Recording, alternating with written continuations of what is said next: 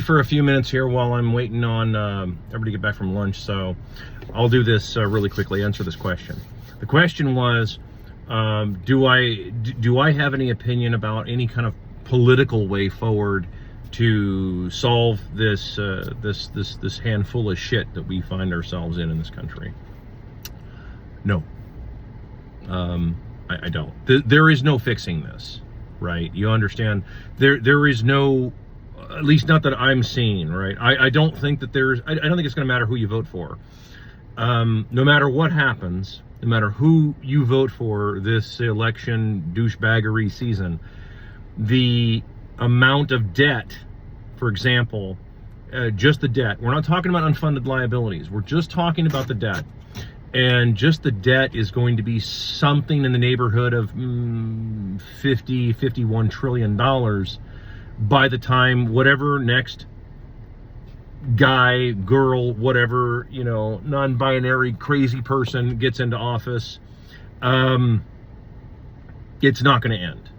I don't see this happening as far as like a solution. There is no fixing this. This is like if you came to me, I'm a body shop owner, and you come to me and say, Axel, here's this car. It's been completely crushed by a semi truck. Can you fix it? My answer is going to be, if the frame can be salvaged, maybe we can build you a new car, but there is no fixing this car. Sorry. So maybe if we went back to the Constitution and the Bill of Rights, so in other words, going back to about 1790s, maybe we could fix it going forward. But aside from that, I don't see it happening.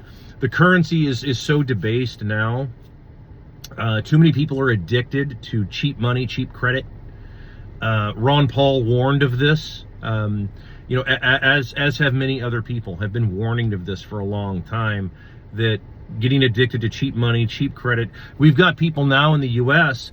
that like, I've made a lot of money on my real estate, and okay, well, cash in then. Let's go do something with it.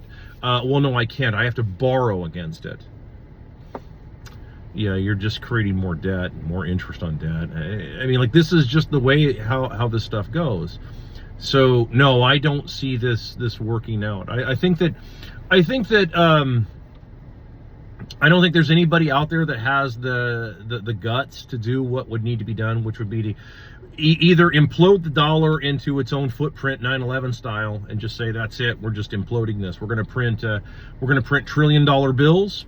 We're going to mail every American like a big stack of $1 trillion bills, so you will all be quintillionaires or something like that, and pay off all the so-called debt with it, and then just implode the currency, and then bring all the troops home from all over the world, surrender all those positions to those respective countries, and actually focus on American problems. I mean, I don't think that there's a politician alive that has the balls to do that.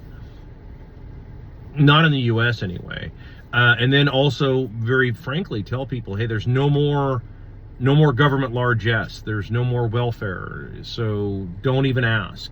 And when I say welfare, I'm not just talking about the welfare moms out there. I'm talking about the corporate welfare. I'm talking about like all of the no bid contracts that these companies get. Like, all of that shit has to go away, and then you have to actually have a real budget, right? Remember, number five is taxes, and there's going to be some measure of taxes, though I think you can get away with it without having to have, income, property, or death taxes. The three of the taxes that are all included in the Communist Manifesto. I think you could actually do away with those things.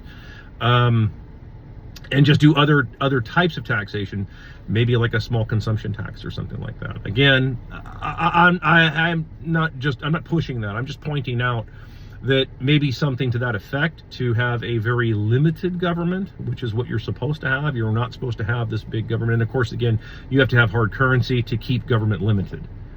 This is the problem that the libertarians have, and a lot of the philosophers have. They say, well, the smallest government will eventually become the biggest government.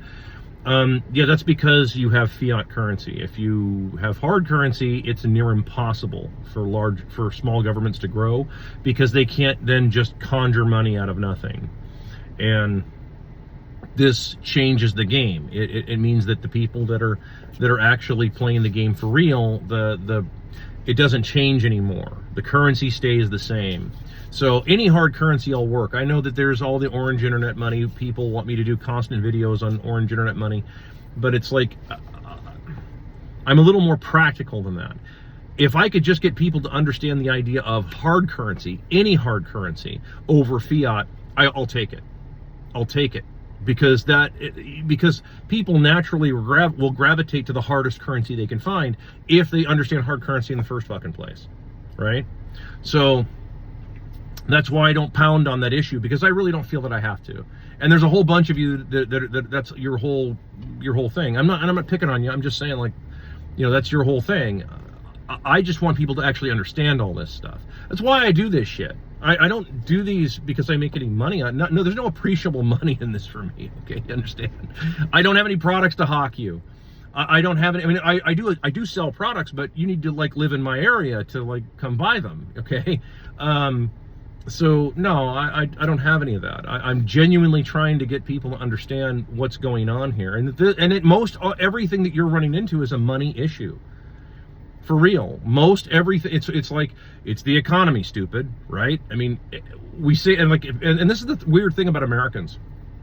This has been going on since I was a kid, since I was a little kid, okay? In the 80s, this was going on, where, you know, you would hear the adults talking about all their money going to taxes, and this is back then, right, when it wasn't a lot of their money going to taxes, and they were buying, you know, you have boomers going out and buying houses for a string of anal beads, you know, like, this is fucking ridiculous, right, nowadays. I mean, and now it's like real fucking money. Well, yeah, it's because the currency's worthless. You are not, I've said this a million fucking times, but you are not a financial genius because you bought a house for a string of fucking anal beads when George Michael was with fucking Wham. Okay, you are just not a financial genius because of that. That's just your currency being destroyed. So, to answer that question, I don't see a political way forward without having to have an adult, you know, at the helm, or actually, you know, in both the House, the Senate, and in the you know, the presidency. Unless you have adults there, and what I mean by adults are people who are what's an adult? All an adult is someone who actually is able to face reality for what it is. That's it. That's it. Just face reality for what it is. You are dealing with on earth here. That's why I get a little impatient with Christians. Most of you are so heavenly minded, you're no earthly good. Like, you live here on earth, you have problems to deal with here. Afterlife, whole nother conversation, assuming there is such a thing. But we kind of have some problems right now in the practical sense, okay? So, until there's some adults that are willing to actually talk to you like this, and say, listen, you guys are fucking up royal, and there is no fixing this. We're going to have to actually, you know, start over. No, I don't see a way that happens.